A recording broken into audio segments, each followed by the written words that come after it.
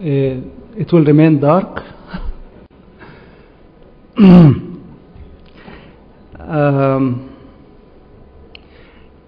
In fact, I had a friend in the States who was a very good lecturer, but he was very short. And every time he stood up behind a stand, people in the back of the hall would call him, "Please stand up," and he would respond angrily, "I am standing." So I am standing. I may start with saying a few words about how the Erichi group started. In fact, like many good projects in the world and many good ideas, they start with a spark of a moment that nobody planned for. And in fact, it started in the Cinematheque in Jerusalem, where a close colleague and a friend of mine, Professor Ruth Feldman, we were planning to meet for a regular work that we have together. And she apologized for our meeting because she said that she had a friend from the States who is visiting and she can't really meet with me. And finally we thought that we would find a way to meet all together. And Professor Lickman from Yale came with her to the Cinematheque, where a movie, I was leading a discussion after the movie, which is called Arna's Children, and it talks about Palestinian children who were very young children during the first Intifada. They were 10, 11 years old. And in the second Intifada, the year 2000, they were already adolescents, in their late adolescence, and they were already joining the fights with the Israelis in Jenin. And it tells the movie, the film tells the story of these children, how their future, in fact, was turned to become fighters and suicide bombers, some of them, because the circumstances were so miserable to the point where they had no regular future for themselves. After the movie, we sat outside in the cafe place and we started thinking about generating some plans of action. And the idea of this group came up, and later on it was named Erichi after the name of the place, the first conference that we had. We figured out, of course, that Professor Lickman had a very good relationship with Professor Kafu, and their parenthood of the group brought it to the point where we are now after 3 to 4 years. They have been, in fact, Professor Lickman and Professor Kafu have been good fathers. You know, Winnicott's term, good enough mothering, we have good enough fathering in our case. I hope that all what I said right now, until this moment was not planned. I hope that it will not be included in the time given to me for this lecture. Maybe I will say a few words about the people in the group. Besides Professor Kafu and Professor Lickman, the people in the group are high qualified professionals, Israelis, Jewish Israelis, Arab Israelis, and Palestinians.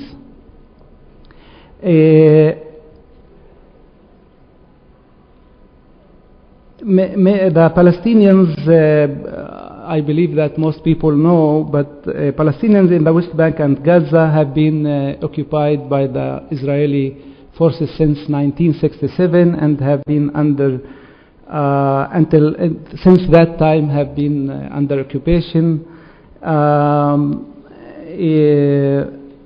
The Arab Israeli people are 1.2 2 million people living in Israel and having Israeli passports, Israeli citizenship, but they belong in their nationality, in their culture, in their language, they belong to the Palestinian people, but on the other hand, they have been Israeli citizens.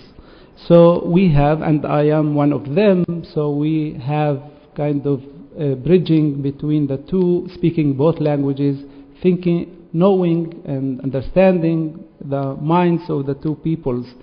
And I am saying this because it's important not only in our group, but it's important in general in the dynamic of the Israeli-Palestinian conflict. We always, in fact, the Arab Palestinians in Israel, we always claim that we have been a bridge, apropos bridging, we have been a bridge that was never used.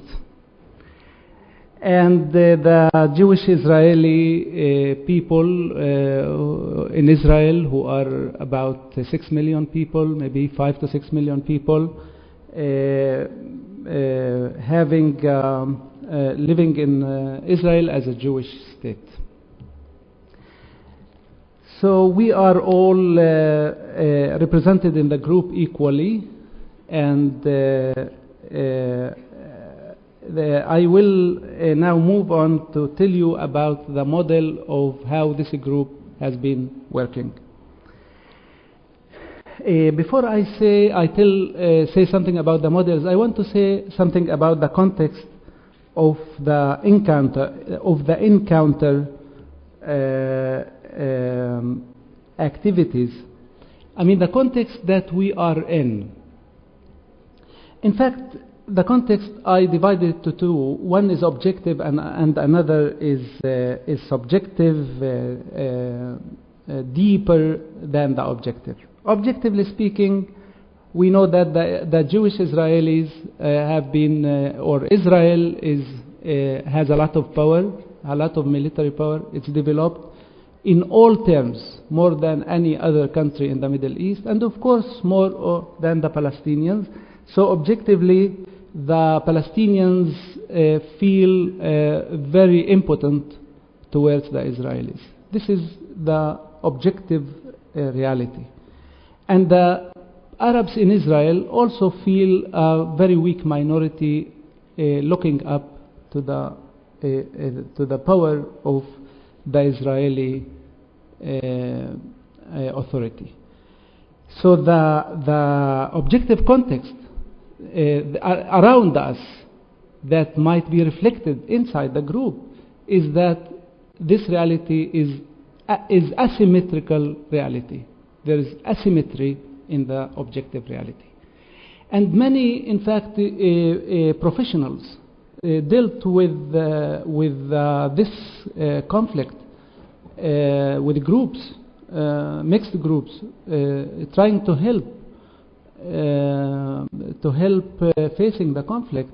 They dealt with it coming from the premise of this objective reality, and they missed something that I will present to you, which I believe that any group, mixed group who wants to succeed may have to take it into account, and that's the subjective underlying level of dynamics, which is the following.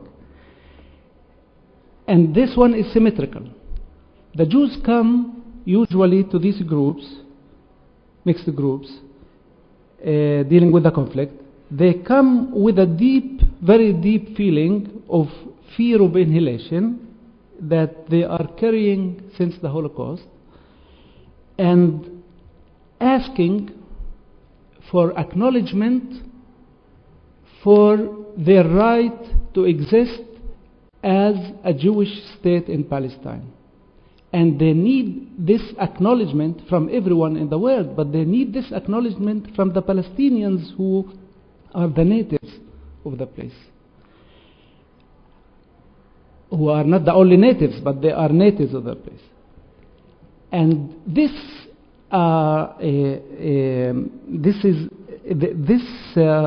need is rarely overly expressed, but it's there, and it plays a major role in the dynamic of every meeting.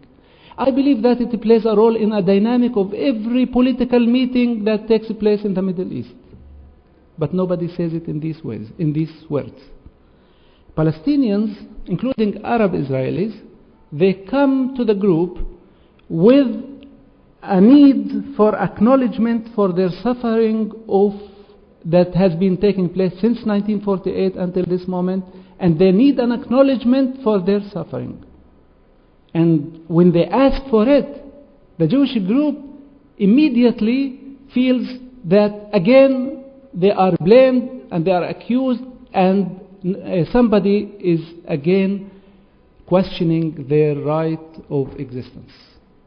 And this dynamic, if it's not brought up and if it's not worked through, this dynamics might be a serious obstacle for any group of Israelis and Palestinians to grow and yield fruits. I move on to the models that we know from literature that have been taking place in Palestine, Israel, and also in Ireland, in South Africa, and in other places in the world where conflict takes place. The models are when meeting groups in conflict, when they meet in a working group, professional working group, they either worked with using the model of traditional coexistence. I call it traditional coexistence model, which is in the spirit of the contact hypothesis of Allport, which aims at fostering tolerance, reducing stereotypes, and improving intergroup relations. This model deals only with the common human issues that people have as human beings, but it avoids talking about the conflict, and it makes of the group as an island that is isolated from the conflict that is going around. And sometimes it's not only a conflict, it's a war, like all the wars that we even can't count on one hand that took place since 1948. So they don't talk about anything that is going around, and they talk as human beings, and they try to find the common grounds between them as human beings. In a way, this model of dealing with groups, the traditional coexistence model, can be criticized in terms of looking for universality, but ignoring the objective and the subjective levels that I mentioned in the dynamic of the conflict. Another model is the confrontational model, which the confrontational model works on the hypothesis of the objective reality, saying that the Israelis are the powerful, the Palestinians are the weak, and let's in the group try to make kind of balance. And now here the Palestinians become empowered, and they will become equal in the group. This attitude also can be criticized in terms of making false of the reality, a false reality inside. And it makes usually Israelis feel blamed and feel frustrated, and makes Palestinians also feel frustrated that the Jewish people are unable really to understand their suffering, and they are unable really to change the reality outside.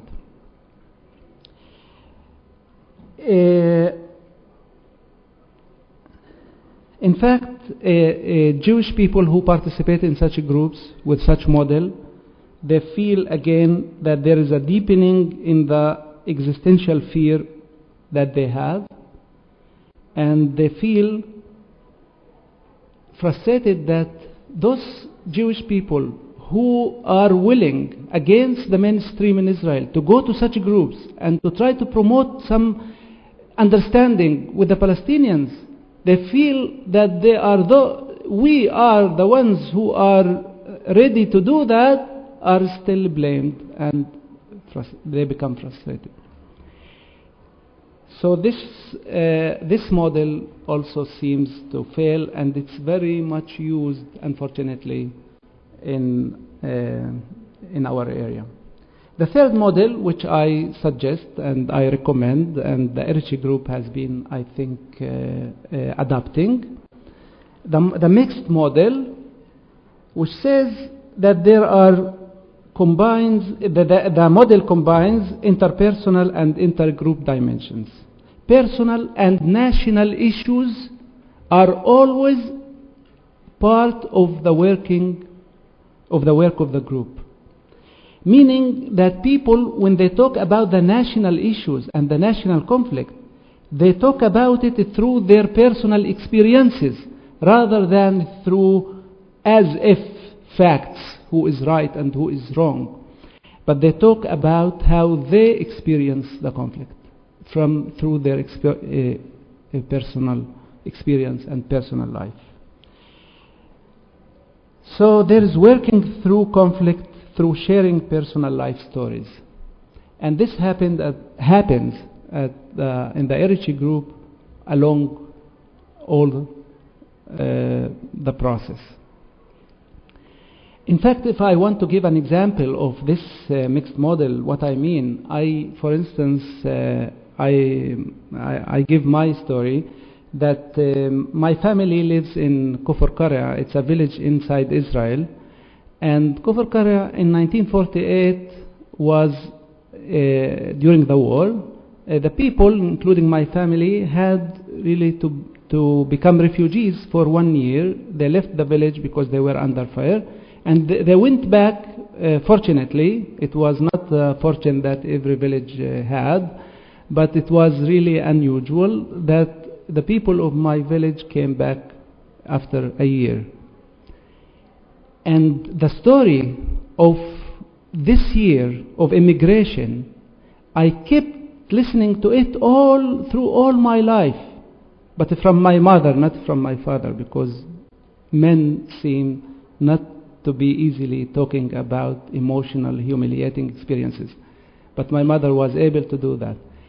And when I tell the group about this experience of the most crucial, conflictual event, the 1948 event, it's much easier to listen to it and to understand it through my own family experience rather than putting it in terms of political stance.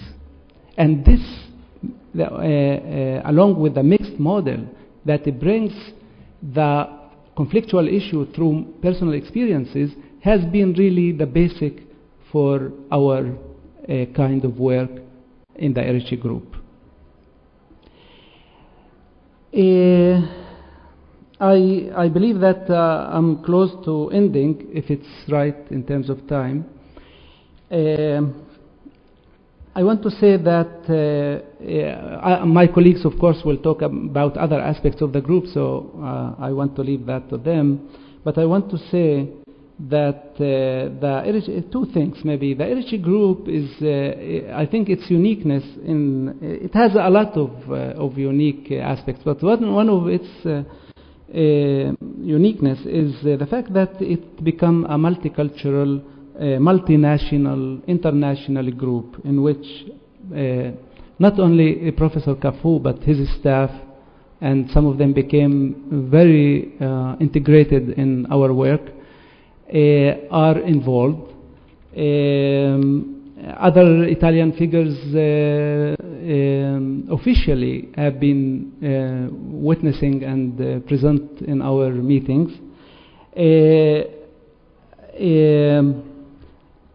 The representation of the American people through Dr. Phyllis Cohen and Professor Lickman has been presented very thoroughly in the group. And we, of course, all the other segments in conflict are represented equally in the group. So it's a kind of, in the era of multiculturalism, and it's very, very much significant and gives it a lot of power. And maybe I'll tell you in this, the last sentence in this occasion of bridging the gaps in this conference, to tell you a little story that I took it from the tradition of our culture. You know, a lot of shepherds were traditionally in our culture, and they asked the shepherd, am I pronouncing it right? They told him, well, you have the easiest job in the world. You all the time with your flute and with your sheep and singing, and you have just the easiest job. He said, well, I have the hardest one. They asked, how? He said, well, first, I have the responsibility of protecting my sheep from the harm of the people. He said, what's the second? The second is protecting the fields of the people from my sheep. And what's the third? He said, the third is the hardest. The third is protecting my sheep from my own badness, from my own violence and aggression. I believe that all of us here are trying hard to make all tasks that this shepherd did. Thank you.